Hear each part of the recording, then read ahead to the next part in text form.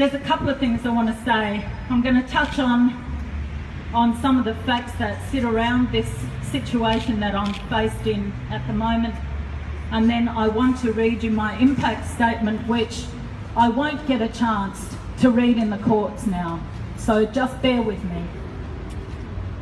I noticed that that Nick Xenophon's a little bit pissed off because the CFMEU have come after him, and he's today signing off some legislation in the ABCC. So I just want to start off by a little bit of the politics around this. And strangely enough, there's a story that links Nick Xenophon directly to Jorge. Years ago, when I first met him 15 years ago, Nick was trying to get himself a platform in the Federals. And Jorge and I went to visit him, and he was at a Greek fair, and he had a little table, and Jorge, in his usual way that he went about it, started drilling him on what his platform was. What did he stand for? Jorge talked to him about what it was like to be a worker in this industry and coming from another country. Some of the difficulties he faced on the sites, you know, even around so far as he had such a strong accent. And they had a big long chat. Nick said, yeah, you know, I'm with you, mate, I'm with you, mate. Well, I just want to ask Nick, where the hell are you now? Yeah. Where the hell are you now? You're either with the workers or you're against the workers. So let me just start off on that platform, because that is a serious devastation that Nick Xenophon would be signing off on legislation which is against what we're trying to achieve here, which is safety on sites. Shame! So let me go down that track. First of all, I'll say that safety on sites is a ground up and a top down responsibility. It's structural, it's cultural, and it's personal. There needs to be strong associations between work sites and unions in regards to safety. Unions need unfettered access to the sites. These big guys do it in theory. The unions do it in practice. You know, you guys are the craftsmanship of safety on sites. You're not theorists. The union represents the worker. Unions know what to look for, and unions will fight for you when the shit hits the fan. Take it from me. Point in case. Jorge died on the 27th of November 2014 on the site at NRA, at the NRA. He was revived on life support, which was removed on the 28th of November. He was not working in a safe workplace. Safe Work SA legal team has had 27 months to build a strong prosecution case. And I was told all along that there was a strong case. There was no hesitation by Safe Work SA very early on that there would be a prosecution because, quote, end quote, the evidence was clear. Many witnesses volunteered information. Expert witnesses supplied statements that were creditable and accepted. The trial date has been pushed back more than once to allow for companies involved to get more information. SRG, I have to say now, were very transparent right from the beginning in regards to witnesses, and they've been cooperative from the start, and I have to congratulate them on that. All three companies pleaded not guilty. However, SRG instigated the safety awards in Jorge's name and were actively pursuing safety equipment to retrofit all of their scissor lifts in all of their sites, and have been investing in prototypes to give to you guys, the unions and elevated work platform industry bodies. And they continue now to liaise with me and keep me informed throughout. You know, it's a tough position being in this, because I kind of feel like I've been chopped up by a machete and I'm getting band-aids put on me and I'm saying thanks for the band-aids. But you know, it's as good as I can get in that situation. Because here's the reality, what's justice look like? Justice for Jorge looks like he walks through the crowd right now and says, sorry, I've been away for 2.5 years. Yeah, that's justice. The closest I can get, in all seriousness, is transparency, clarity, accountability, and legacy.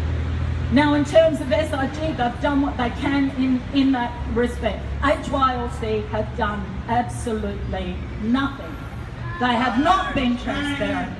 They have not been clear, They've showed no accountability, and nor have they contributed to the development of safer scissor lifts, equals no legacy, and Steve White was killed 8 months later in a scissor lift on the same frickin' site. Late December, a meeting with Safe Work SA prosecution team member was comforting in its confirmation, yet again, of a clear, strong case to answer. Late January, I received notice of a possibility of accepting the enforceable undertaking from SRG, as it was impressive, and it is impressive. Assurance yet again that all was to proceed with the HYNLC prosecution, though by now there was a few doubts arising. Friday, the 11th of February, last week, 2:30, I received a call from the CEO of Safe Work SA that the advice from the prosecution team was that the witnesses were unreliable, made the case non-viable. Is this justice for Jorge? Right. Witnesses contact the CFMEU office and complain of not having a chance to have their say. Witnesses request my number from their employers to contact me directly. Witnesses now interstate contact me through their now employers and offer support, saying they are devastated they could not be heard. Their stories were not told. So where are the unreliable witnesses? Do you believe that? Because I sure as shit do not. I am told that some professional expert witnesses were deemed now to not evidently be professional or expert. After 27 months, the last day before the trial begins, let's make this really clear. The industrial magistrate heard this at 4 o'clock on Friday. The prosecution was due to start Monday morning. Monday paper, 13th of February, page 2, advertiser. Deal done, read the progression towards opening a hospital between the government and HYLC. So, the question has to be asked, and I'm asking that question, was Jorge part of the deal? Yep. There's a pattern emerging across Australia, also observed by you guys, the CFMEU national body right across, where big corporations not being prosecuted, or if so, are found guilty of paying insignificant penalties. I'll give you an example. Grocon paid $250,000 for 3 deaths in Melbourne. Here in South Australia, HYNLC don't even face scrutiny. Apparently, there's no case to answer. They've engaged QCs and barristers to fight a relatively low fine. They were facing under a $300,000 fine. The maximum amount of fine paid here in Australia for death, South Australia, is about $235,000. Can you freaking believe that? What that says to me is they value reputation above the lives of their workers. And I'm really hoping that I get a coroner's inquest. And I'll finish just off on that section before I read my impact statement to say that, okay, this morning you will have seen the paper, and if you haven't you will, where I'm accusing the government of doing a deal. I went and met yesterday with the Attorney General's office representative and with Jack Snelling's representative, and they assured me that this was not the case. Absolutely carte blanche, this was not the case. I was contacted by the head of Safe Work last night. Definitely, Pam, you're on the track. This is not the case. Okay, well, I present this to you. What does it look like to you? What does it look like to you? Does it look like the deal was done over Jorge? Absolutely bloody yes, it does. And if that's not the case, then the legislation is so piss weak that a lay-down misère case of prosecution against HYNLC, who are contracted to provide a safe work site, and they did not, with a list of accusations as long as your frickin' arm, and they still do not get a prosecution, then what does that say to you? Well, that's correct. It says that the legislation is so piss weak, it is all for the big corporations. They walk away without scrutiny, they walk away with manslaughter. And let's be really clear, that's what this is, right? And that's what every death on a site is. Every death on a site that has been under the scrutiny of someone looking after safety on a site and they haven't done their job, then that's manslaughter. In my opinion, that's the end, lay down the scene. I didn't get a chance to actually read my impact statement. The death of Jorge has left a great and vast void in my life and those of many others. His children, his grandchildren, aunts, uncles, cousins whom he grew up with, friends he met along the journey of his life, some new and others of his lifetime, those that shared his world of work too. It's a void difficult to describe in dimension. There are others who unconsciously are affected, those whom he could have met, could have made friends with, could have helped, could have cherished and been cherished by. At age 54, he had much more of his life to live.